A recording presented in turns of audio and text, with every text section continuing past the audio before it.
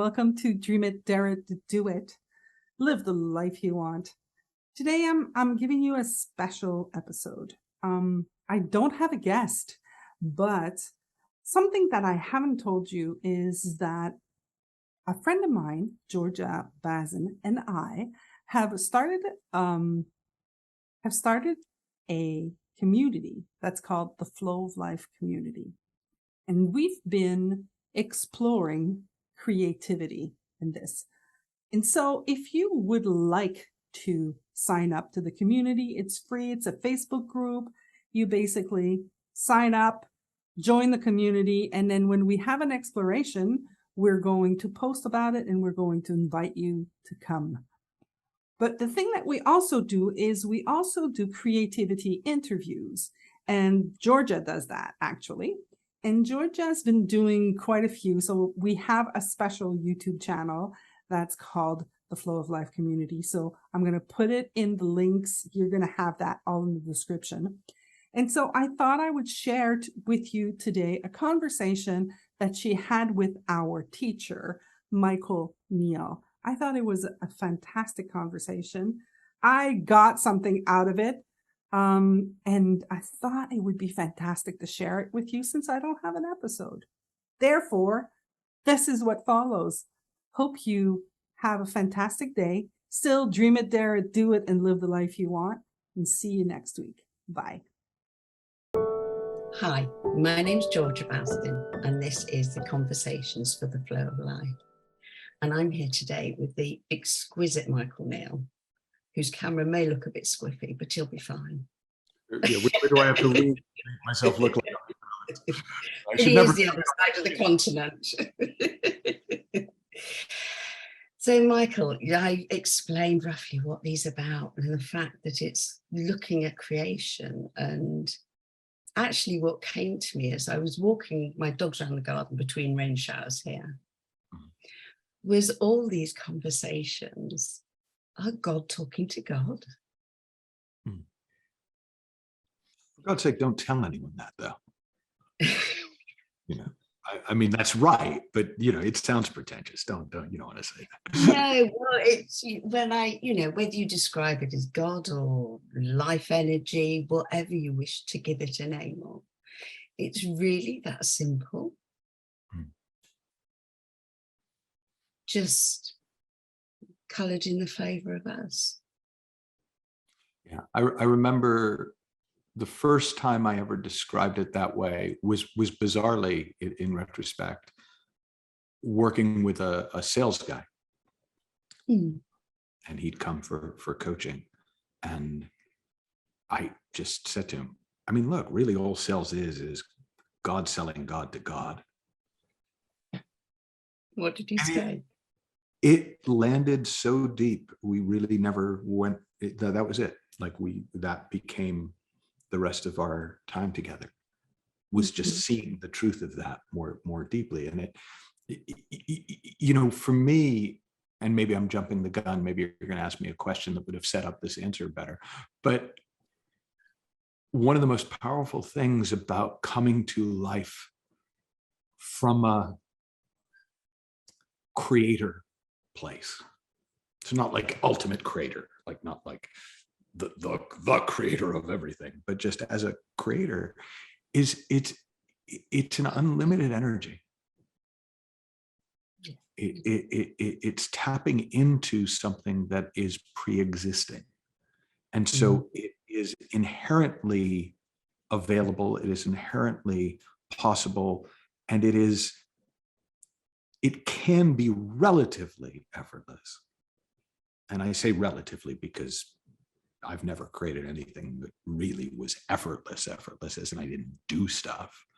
But compared to the kind of effort, the scrunchy faced effort, and that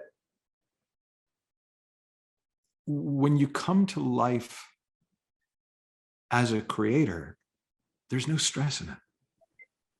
When you come to life as a supplicant, as a seeker, there's a lot of stress in it because you're very dependent on life and other people to do your bidding. And that's just, I sometimes use the analogy of if I offered you two jobs, one is to go into a room of people and raise $1 million for a good cause. And the other is to go into that same room and distribute $1 million for a good cause. Which job would you find easier? And I mean, maybe 1 in 100 people, for reasons of interpretation, will say they'd rather go get the money than give it. And it's like you start to see, oh, we can always be coming from that place, that space of giving, of creation, because we're not giving of our limited resources, we're giving of this energy. Yes. We don't tire out, we don't run out, we don't exhaust ourselves, we don't get taken advantage of, because we're not giving from a limited source. It's like if I'm sitting by the river and people are, asking for water, nobody can take advantage of me by stealing an extra glass. I'm sitting by the freaking river. Right. At some point, I will probably say the river's right there. You don't need me. But Yeah. but it's not the reasons that we have for, oh, I can only do this much, right? I wouldn't want to give too much, right? I can't just be about that because I need to get. It's like, well, there's an inevitability that if that's the energy that's going out, it's going to come back, and it'll come back in various forms. Well, I'll never forget when I did Emerging Voices with you. You won't remember this, I'm sure. But it was a moment of seeing or experiencing. We were all sitting there, obviously on Zoom. And you said, okay, you've got 10 minutes, write a story about a rabbit. And it was like, all right, a story about a rabbit in 10 minutes. And bam, it was there. And it was just a case of picking up the paper and it beautifully unfolding. A bit wacky, but that was how it just wanted to arise through me in that moment. But it was literally one of those moments I can still feel, sense being right now. Yeah. And that was such a pivotal moment, because I know when I sit down to write now, it's not a different moment. It will always work the same way. Yeah. And you just put more or less interference in the way. Oh, yeah. We've had conversations, you obviously having done just finished Getting Real, in which you went, I'm never doing that again because life got really real. And my experience of being in a really cool place about this physical form and then deciding to do a course on it and offering a 3 weeks. I'm going from a really cool place to, oh my God, I am hearing every thought I have ever had, or maybe the universe has ever had, about the dissatisfaction and the unhappiness and the everything. And we've had conversations about this, and I can remember you saying to me, yeah, but it won't put us off. And going, oh. And it came to me the fact that when we look a certain way, as human beings, as how we work, all the creative stuff that was there that we've believed about life gets created again. So it's only old thoughts that were created that we just fall back into, but we just hear them all again. Well, I think there's something about, and you and I probably have spoken about this, but I've always heard we teach what we most need to learn as a strategy, not an insult. I like that. Yeah. Like people go, oh yeah, if you're and it's sort of like a put down, like, oh, they're teaching that because that's their issue. Oh, they're doing a counseling degree because they need counseling. It's that. Whereas for me, it's like, oh no, this is how it works. When we focus on something, our attention and awareness suddenly hears what's always been going on around that. Yeah. And that's what leads to liberation and change, is because what was invisible is now visible. And when it's visible, it's easy to delineate and distinguish and navigate. When it's invisible, it's really hard. I think I don't remember I mentioned on Getting Real, but I watched the movie Super Pets the other day, which is about Superman's dog and his I haven't seen it. His animal friends saving them. Really, that's weird. But one of the running gags in the movie was that that one of the dogs kept bumping into Wonder Woman's invisible plane and hitting his head, and they should put a sign up. But like, that's how it is in life. When it's invisible, we keep bumping into it, and we don't know why, and we don't understand, and it's annoying. When it's visible, it doesn't really take much effort to avoid it or go around it or even use it. Yes, which of course when you're writing is always what you're drawing from. I mean, I know I've been doing some writing courses with a beautiful teacher called Jules Swells. I'm sure you possibly know her. And on one of the first courses, she said, don't be your past, use it. And it was a very interesting process to go through, to actually learn to go back and be able to walk away from it without bringing it back to the moment. But of course, it's everything that we've learned.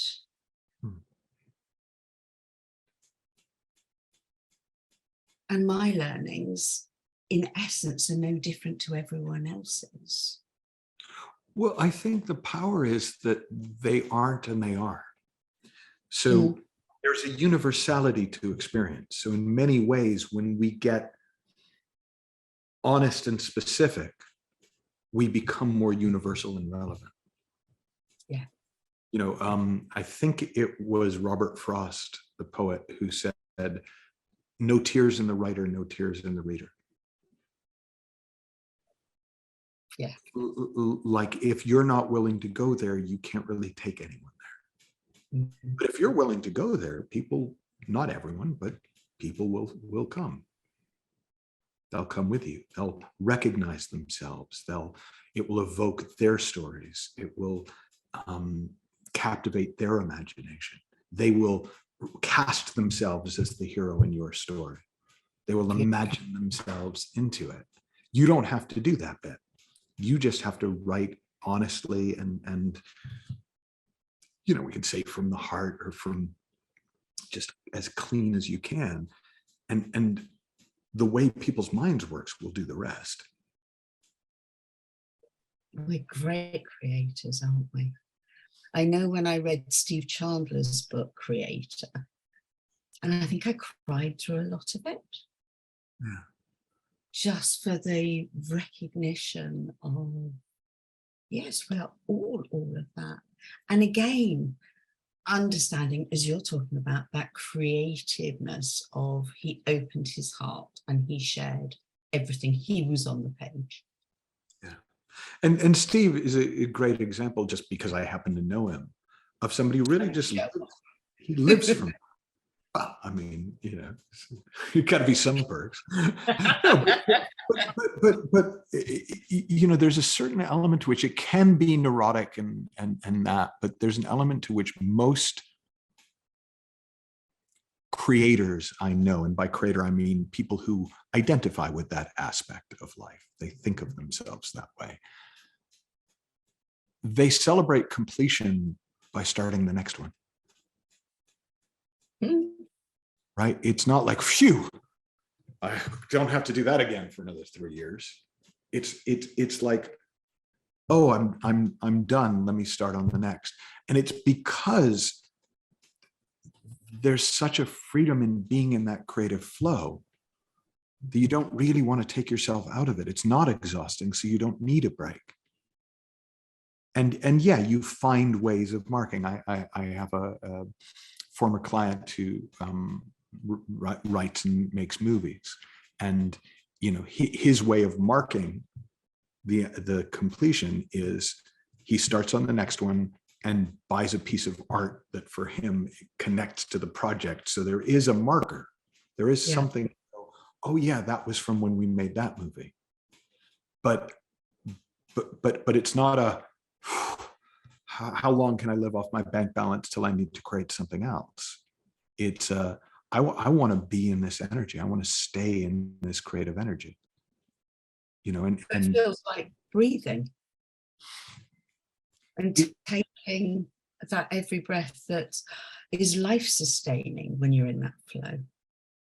Yeah, I mean, when I don't necessarily think of it exactly like that, but just hearing you say that, the image that came to mind is, oh, I can stop breathing for 3 months. That was hell. Exactly. It's like, wait, what? That doesn't actually follow. I don't know if you know that. But that's the thing, is when you are creating from flow, through flow, as a part of flow, that's, you don't want to disconnect from that. I'm a big fan of the Tao Te Ching and more Taoist philosophy than practice, because Taoist practice tends to be very rigid and strict and oddly un-Taoist to me. But just this notion that there is a pre-existing flow in life, there is a pre-existing intelligence, there is a pre-existing unfolding, and we are either living in harmony with that, or we're out of harmony with that. We're either flowing with the river, ignorant of the river, and occasionally we splash in it or wonder why we're getting wet, or actively fighting the river because we think the river should go somewhere other than where it's going. Whereas creativity, in a pure sense, is just noticing the river and seeing where it wants to take you, and allowing, and you can allow yourself diversions, like, you got 10 minutes, write a story about rabbits. Right? That's fine. Story. The river doesn't care whether you're to the left or the right, or like that's not within its purview. But I often talk about, in my work, effortless success, effortless creativity, effortless productivity. And the analogy that I love for it is it's the difference between walking barefoot on a dry riverbed with a canoe on your head, where, yeah, you can go as far as your will take you, but you're gonna get there with really sore feet. You're gonna be pretty tired, and you're really not gonna be in a hurry to do it again. Or you can take the time, and it doesn't have to be a long time, for the river to fill up. Then you put the boat down, get in the boat, let the river take you. And then you'll stop along the way if it's pretty, but not because you need a break. Just because you want to enjoy wherever the river's taking you.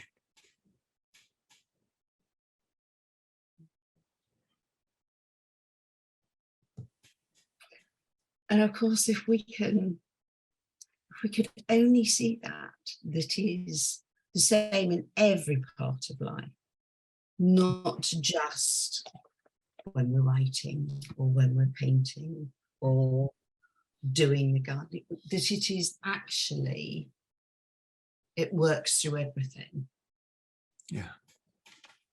Like there's a style of creativity, and I think of Jack Kerouac as having been in America in the 50s, sort of one of the progenitors of it, one of the where he would write his typewriter, instead of having individual sheets, he'd have rolls of paper hooked up to his typewriter. So he never pulled out a page. He just would type and type and type and type and type and type and type.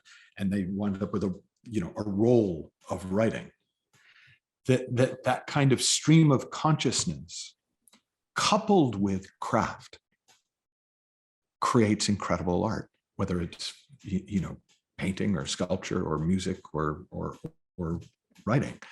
Whereas technique alone can create things that are pretty, but they don't tend to have that same connection. And stream of consciousness alone, there's inevitably good bits, but by itself, it's just like listening to the inside of somebody's head. It's like, you don't really want to get lost in there.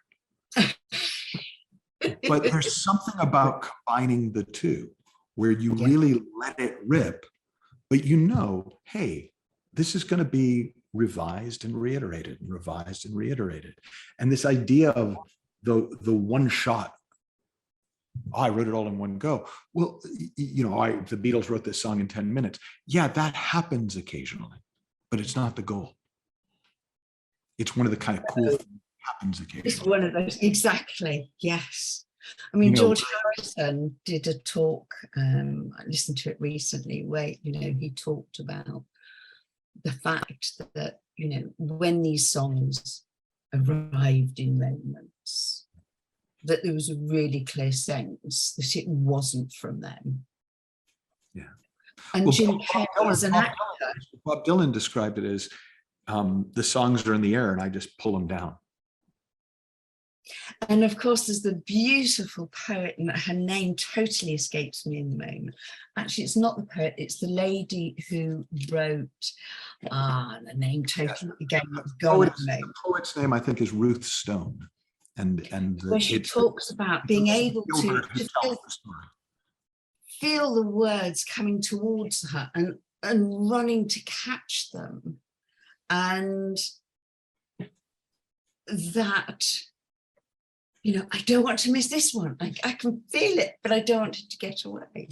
And there's and in that story, in her TED Talk, Elizabeth Gilbert's TED Talk, she describes the poet's experience of being a little bit too late to the typewriter and having to pull it backwards. And so the poem coming out backwards from the end to the beginning, and then having to be reversed before being shared. And again, this is poetic, and this may sound, you know, if you're not used to creating, it sounds a little magical and mystical and weird and out there. But it's just trying to put words to this experience of creating, where it's not going to happen without you, but you can't make it happen. Yeah. And so in the old days, they had the muses. Oh, well, you know, hey, it's in the hands of the muses. If the muse grants me the gift of poetry, then you shall have poems. If the muse grants me the gift of art today, you know, you shall have art, and let me do this to please the muses. And, you know, that was just another way of trying to make sense of the fact that it's either so easy or impossible.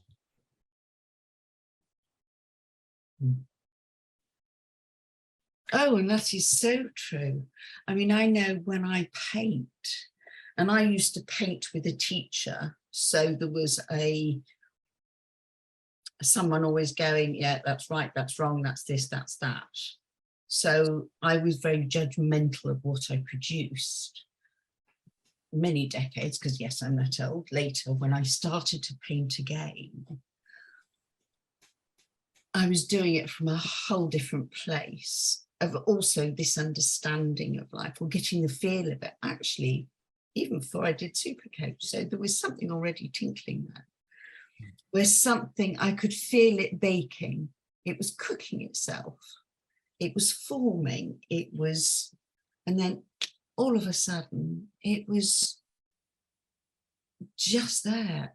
All I needed to do was pick up the paintbrush and do it. And whenever I stepped in with thinking of, oh, should I use this color or that, a very different feel occurred, as opposed to, okay, go away again.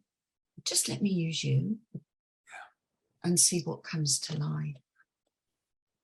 Yeah. Yeah. And we people who do this a lot, who create a lot, my experience is that they tend to lean one way or another, in terms of either leaning towards, hey, I'm just a vehicle, I'm just a channel, you know, I just show up and see what comes through, or it's I've got to, you know, I'm going to do it, and it will, I am the catalyst, or I am the masculine, or I am the feminine. I am the receiver, or I am the driver. Now, we're both. Like, creation doesn't happen without a masculine and a feminine energy. It's not about male and female. It's just about receptive and active. It's about, you receive, then you create, then, or you create, and in creating, you start to receive.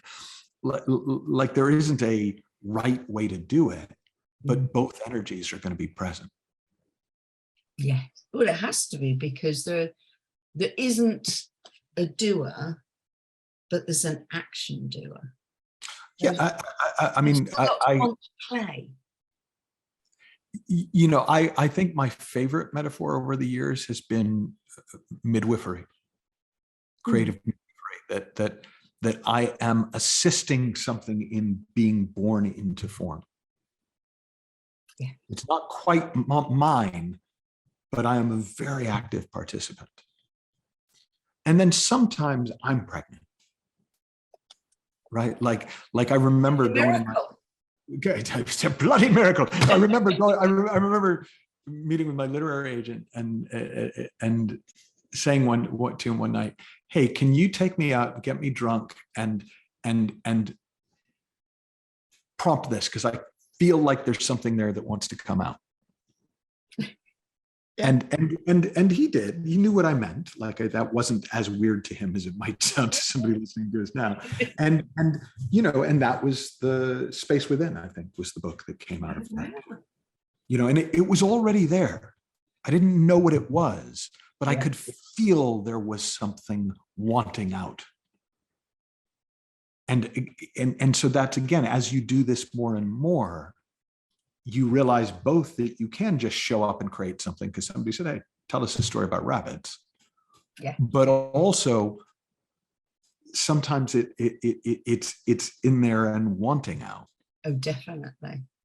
I mean, I know when I can have moments of, and it can go on for a couple of days, just an uncomfort, just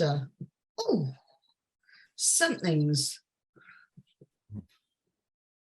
really making me uncomfortable, and I can feel a bit crabby and a bit this and a bit that. And then all of a sudden just go,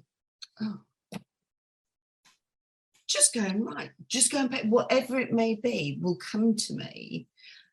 But yes, as you say, there's that nudge which can get very uncomfortable if you ignore it. Yeah, so I think of people like who work on deadline, people who write for newspapers or periodicals, or just live on commissions for their work, so they have to keep creating work, right? That you come to realize, if I show up, it'll come. Right, so that the W. Somerset mom, or at least that's who I've always heard it attributed to, that I only write when inspiration strikes. Fortunately, it strikes every morning at 9 a.m. promptly. Right, like there's something about that. But then within that, once you know that, there's also I remember an interview with a composer that I read years ago. I think Michael Colgrass was his name, and he was being interviewed about, are you working on something now?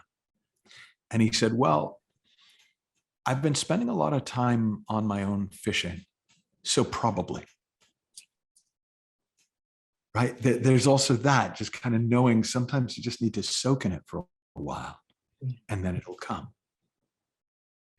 And of course, the interesting thing is, when I talk about, that feeling of discomfort,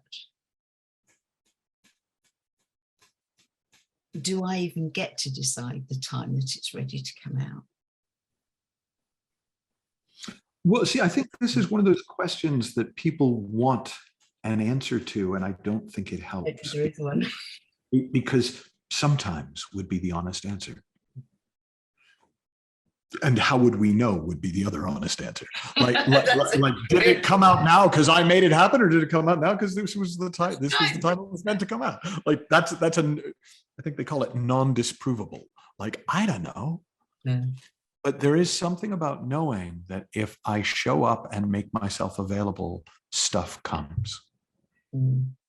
Like that, a lot of what emerging voices is giving people that experience enough times in enough different ways that it generalizes. Yes. That they say, Yeah. Oh, and it does. oh, yeah, that's just how it works. Okay, cool. Don't need to fight it. Don't need to create it. Don't need to force it. Don't need to avoid it. It's like, I got it. You know, if I show up, it'll come. If I stop myself, I can do that. Right? I can absolutely talk myself out of the flow 10 times out of 10. And I can even do it in ways that lots of people will agree with me as to, oh yeah, you needed to stop that. You couldn't have done that. But you know, you can make great stories. And if in any moment you put the story down and just start to, why you can't make up a story about rabbits in 10 minutes, and you just start, there'll be a story about rabbits and it'll be surprisingly good. Well, of course, when we get caught up in artist block, whether it be writing or whatever it may be, and yes, that has to be just where we're bumping up against the story that it's on us. Well, and I think sometimes for me, the way I experience it is I've done too much emptying and not enough refilling. Tell me more. So metaphorically to me, it feels like a water pipe, or a hose. It's like it's coming from wherever the water is and it's coming through. And if I am disconnected from the source, but I can keep going for a while, but it's going to slow a bit, and it's going to become more of a trickle and less of a flow. And at some point it dries up and I feel blocked. Well, the answer is behind me. The answer isn't in trying harder to squeeze every last drop out. It's in reconnecting to the source. It's dekinking the hose, taking your foot off the hose. But similarly, if I don't let it out, if I just think about it all the time, that's like either what happens is the hose starts to build up and it gets uncomfortable, like you say, or it's like I put a million pinpricks in the hose so the water just trickles out the sides and never really fully comes out. And these are metaphors, but they're the best I got to attempt to describe what it feels like. In its optimal form, the hose is on and you're letting the water out. Like there's nothing more to it than that. And yet we make it so complicated sometimes, don't we? Oh God, yeah. Because we make it personal. We make it about, see, my hose had a difficult childhood. Yeah. Well, you see, my hose was criticized when it was younger, so it's wary of letting the water out. And it's like, I'm not saying that we can't get in our heads about stuff and that can't get in the way, but it doesn't have to. It isn't what happened. It is that we're making it relevant to this. Like there's no genuine connection, and I'm going to get in so much trouble for this, and I'm going to try and take it to the point where I can make the real point, because I'm not trying to dismiss what people have gone through. But there is no inherent connection between somebody making fun of a piece of art I did at the age of 6 and my inability to create art. Right? Everybody had something made fun of as a kid that they did. Not everybody gave a shit. Yeah. Right? So it's not, now psychologically, yeah, that can be what you use to block the hose. That can be your reason. Well, I can't just let it flow because. But that's not true. You could, in spite of. Like, I think most great things are created in spite of, not because. Oh, I think I probably agree with you there. You know, in spite of the fact that I'm way too busy, you know, have so much else going on, and am in my head all the time, I'm going to create. I mean, you know, I've already name dropped once, so I'll name drop again. I worked with Gary Shandling before he died, the comedian, and at one point he was he kind of got mad at something I said, and I smart-assed back, "Well, I'm sorry, Gary, am I not praising you enough?" And you know, we had a little moment, but then he laughed and he said, "Don't worry, it's a black hole. There's never going to be enough." Now, he knew that, and it didn't stop him. Yes. Right. So often we make it a statement about our worth, our value, and we think we need to work on our worth and value and esteem in order to, and that's just a great big psychological detour. I mean, I have spent most of my life around artistic types, around creatives. And they're at least as fucked up, neurotic, and insecure as the rest of humanity, if not more so. So clearly, having your shit together is not a prerequisite. But similarly, being messed up is not a prerequisite either. Right? You don't have to be like Steve Chandler writes about it brilliantly. You know, you don't have to be this poor, tragic soul to create beauty either. Like, those are the two myths. Well, of course, there's the wonderful myth: you have to suffer for your art. Well, right. That's part of it. It's like, you know, but there's a big difference between no tears in the writer, no tears in the reader, which is just about the human condition, than no suffering in the writer, no suffering in the reader. Like, that sounds like a good thing to me. like, you know, and when I read a book, I kind of don't care about what the artist went through to create it. If I see a painting, like if I look at a Van Gogh painting without knowing anything about him, I'm not sitting there going, "Oh my gosh, this guy must have really suffered." I'm just looking at art. Similarly, I don't have a great example in the painting world, but if somebody finds painting very simple, it doesn't mean that I find their art easier to dismiss unless I know that and make a story about it. Right? If I just look at the painting, it moves me or it doesn't. It tickles me or it doesn't. It draws me in or it doesn't. It's nothing to do with what the artist went through. So similarly, I don't place a particular value on, oh, my creation's only any good if it's easy, or my own creation's only any good if I find it hard. It's like, sometimes I'm going to find it easy and sometimes I'm going to find it hard. And as best I can, I don't care. As much as possible, I'm not even factoring that in. I'm just accepting it. Yeah, some days this is going to flow and some days this is going to feel like hard work. So it's that thing I talk about where people, because of the volume of what I've written over the years, people often say, "Oh, you must love writing." And the truth is, sometimes. But what I invariably love is reading what I've written. Well, you're an avid reader. I don't think I've known anyone who can quote as many books and immediately remember, oh, there was a quote from there. I mean, it's... But I do that because it delights me. Yeah. I don't do that because it's going to make me a better at what. I don't know if it makes me better or if it makes me worse. I don't know. Maybe it makes me less. But I don't know how else to, you know, I'm going to follow what appeals. I'm going to like, so I can't even put that forward as one should. No. Like, I don't know. But one can. I'll go with that. It's how you enjoy your joy. Well, that sounds nice. Let's do that. Well, no, you know,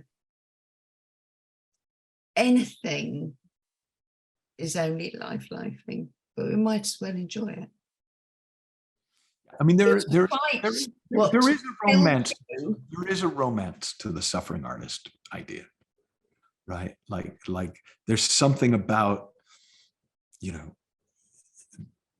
I don't remember what they were called, but all the writers who lived in Paris in the 20s, and you know, Hemingway and Gertrude Stein and that whole community of creatives working together and, you know, getting drunk together, and you know, and there's something oddly cooler there was to me when I was younger about being Ernest Hemingway and living the life and blowing your brains out when you're done. Like, and yet that no longer has any appeal to me or seems remotely relevant to the act of creation. Like Hemingway wasn't blowing his brains out when he was writing. It was when he was thinking about it. Van Gogh even talked about in his journals and in his letters to his brother about how the one time he had relief from himself was when he was painting. Oh, and I can get that totally. And I'm sure you can too, that everything drops quiet. Yeah, because it's not about me for a minute. I have permission for it to not be about me, even if I'm writing something personal that's not about me in that moment. And I think we underestimate the value of it not being about you. Well, we spend so much time it being about us that, yes, that space of just creative flow is really such a beautiful space that you can understand why people, painters, you know, so many hundreds of paintings. And as you said earlier, you know, you finish one, you don't want to be out of the flow of that beautiful space. So we're not stopping breathing for 3 months. We just move on and create more. You know, or you have like a Mark Twain who, you know, the story was that he would have half-written articles and stories and books all over his house, and he would just wander through and grab whichever one caught him that day and work on it for a bit. Like, wow. So it was always multiple projects going, and he just would work on whichever one was next. There's a lovely book without an author by which makes sense called The Impersonal Life. I mean, there was an author, but I can't remember his name. He went out of his way to not be associated with the book. But, and it's a quite a, if I'm remembering, it's quite a sort of a Christian in tone. But one of the things that's interesting about it is that it was Elvis's favorite book for much of his adult life. That like he would take it with him everywhere he went. It was by his, you know, it was on his bedside table. And if you think about Elvis, wait, Elvis, The Impersonal Life? But for me, and I don't know this obviously, the reason that makes sense is because as you know, any great performer at their best, it is impersonal. And it's so liberating that it's impersonal. Whereas in those moments where it's, I've got to be great again. Well, that's where the stress comes from. That's where the pressure comes from. That's where the sense of, that's where the blocks start to come, is I've got to do it again. How am I going to top it? How am I going to, and that's death. That's misery. That's suffering. It's not creativity, but it is suffering. Yeah. And it's often associated with it. Well, of course, the interesting thing is we talk about, you know, we're passionate about art, passionate about creating, comes from the Italian word suffering. Okay, I didn't even know that, but yeah. So don't want a passionate relationship. So interesting that we talk about it, you know, in that way without actually understanding the meaning that actually it is. Yeah. No, I like expressions like tickles and nudges. I like it's like, oh, that idea tickles me. Let me play with that. Or I just keep being nudged in this direction. Let me see what wants to come. Yeah. You know, and I'll then kind of go against what I just said and said, and if it feels like passion, fine. Like, again, that doesn't matter. That doesn't matter either. Yeah.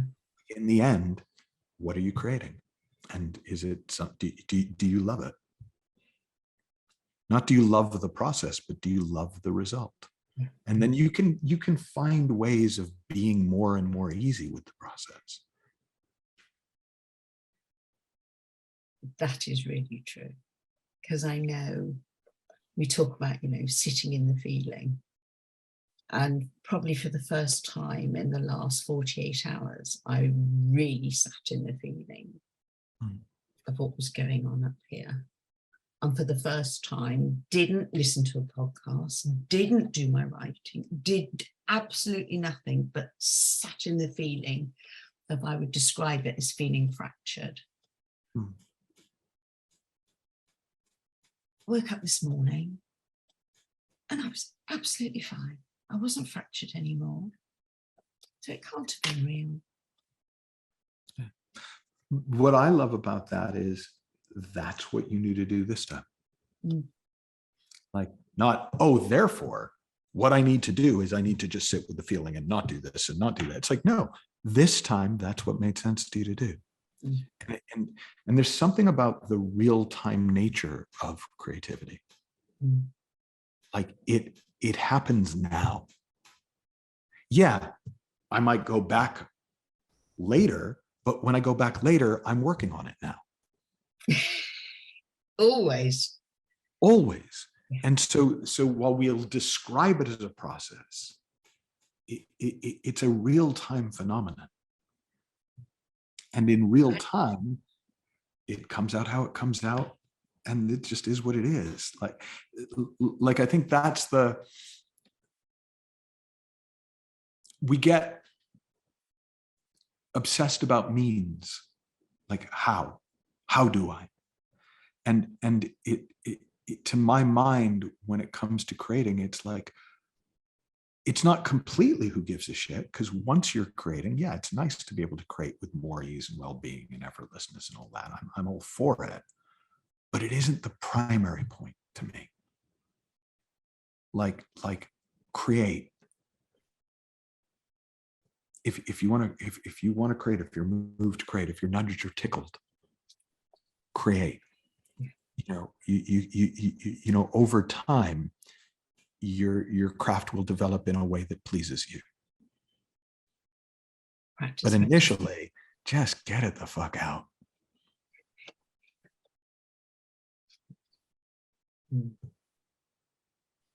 Sorry, I probably should have asked at the beginning if I'm allowed to swear on this, but it's a little. Hold on, you're talking with me.